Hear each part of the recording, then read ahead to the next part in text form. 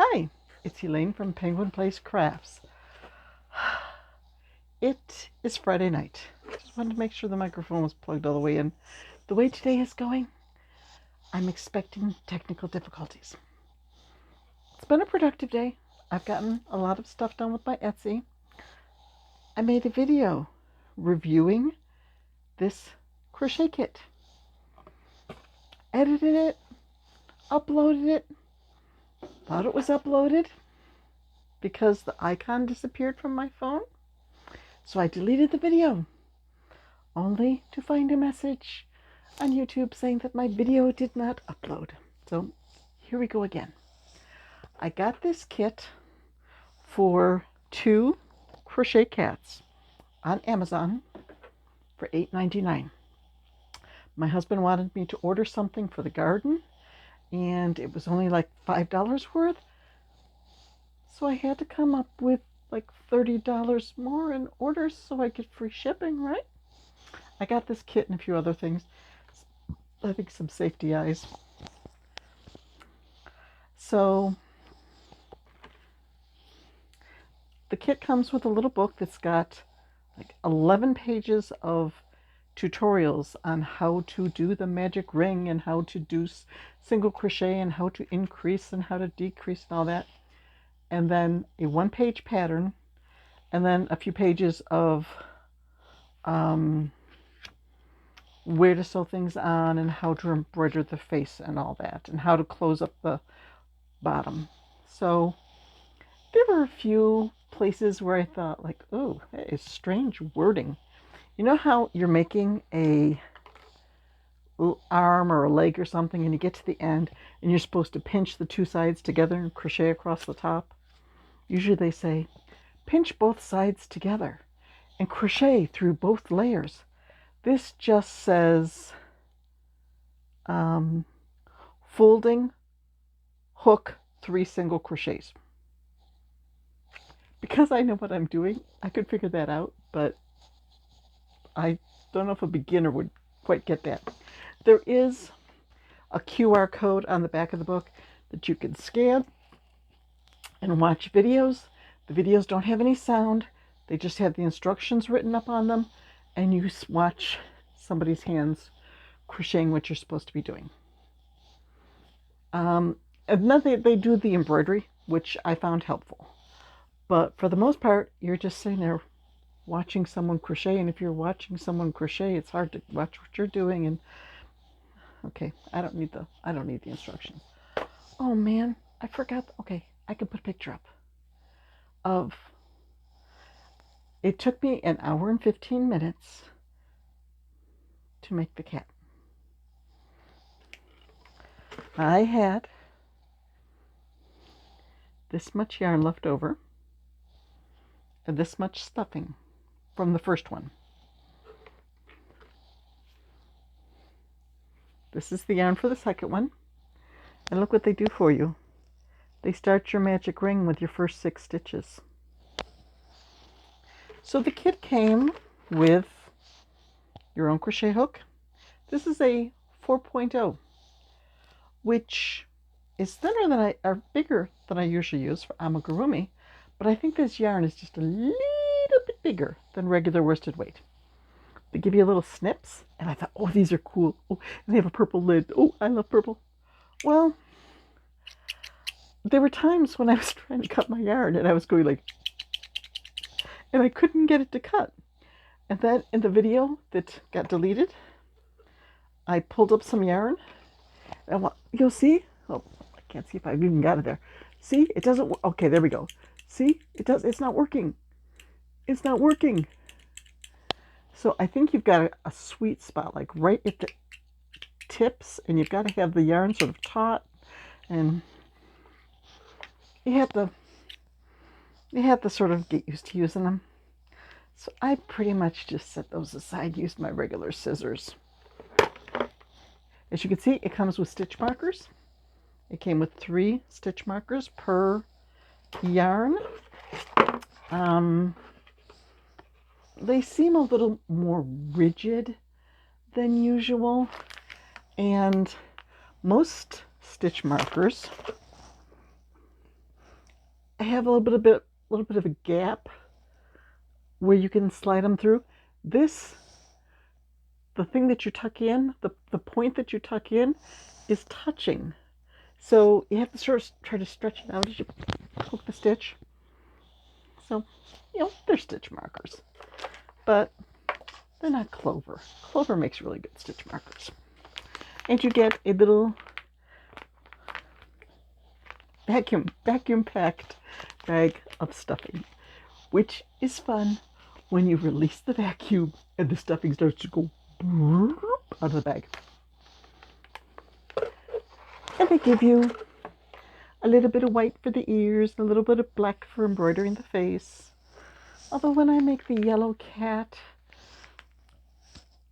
I might use worsted weight or embroidery floss or half a strand of worsted weight, just because the face looks a little thick, like the whiskers are a little thick for the cat's face. He is a pudgy little cat though. So $8.99 for the kit for 2 cats. Yeah, it's an okay price. I had fun with this. I felt like I was playing Beat the Clock because on the box, for one thing, it says ages 12 and up. Okay, I got that. I was 12 in the 70s, the early 70s. And then it says time to complete 3 to 4 hours. I did one of them in 1 hour and 15 minutes. So that means 2 of them will be 2.5 hours. So I beat the clock. Yay! Even if my video didn't work, I beat the clock. I think I would like to do more of these, getting these kits and giving them a try. It's sort of an adventure. Sometimes the pattern writing isn't going to be quite what you're used to. I don't think that this pattern was written by a native speaker of English. So sometimes it's a little like, what? Okay, I think I know what you're saying. But just to see how things work out, it was fun. So I'll have to keep an eye out and hope that my husband comes up with some other $5 or $10 item that he wants off Amazon, so I have an excuse to do a little more shopping. Yeah, I'll find a way. Maybe I should make up an Amazon wish list of some fancy kits and let my daughters know, because my birthday's less than a month away now. And Amazon is so convenient for ordering birthday gifts. Maybe I'll do that. That's it. I'm going to go back and play with yarn a little bit more tonight. I think I put up 2 or 3 new Etsy listings today and updated several other listings. So my list of items to put on Etsy had been at 68 items, and it was like a page and a half. As of now, it is down to 1 page. I'm not quite sure how many there are on there. So I'll pick out like 4 or 5 for tomorrow to find the items and photograph them and update the listings. And if I can just chip away a couple each day, and as soon as something is made, get that right on Etsy, I'll be out from under this big pile. Like the cat that I made today, it's already on Etsy. I got pictures. I did a group shot with it and some other cats. Got it up there. So that's what I need to do. All through the springtime, I was like, well, maybe this stuff will sell at craft shows. And then I won't have to go to all the hassle of putting it on Etsy. I have 1 craft show a week from tomorrow. Small show at our town's community center to benefit our little town library. I'm not really having high expectations for that show. If I break $100 in sales, I'll be like, yeah, this went well. But 9 weeks, I think, from tomorrow is the first of the big community festivals that my friend Joanna and I are doing this summer. And then 2 weeks after that is another one. So we're going to have back-to-back big shows with the potential to really move a lot of inventory. So I'm sort of focusing towards first getting stuff on Etsy, getting Etsy all updated, all up to date. And then I will focus on, okay, what holes do I need to fill in for these big shows? I could easily stock my 10 by 10 tent with just what I've got now. I could stuff my car. The last show that I did, I had an 8-foot table and I set up my grids. I think I had 15 or 16 spaces to put stuff into. And I had like 2 full bags under the table that didn't even get out. Two full bags and a full tote. So there's no worry about having enough inventory. It's just some of the baskets that I have of little items, like my coffee cups, the happy sad coffees that seem to sell well. I'd like to have like a backup bag.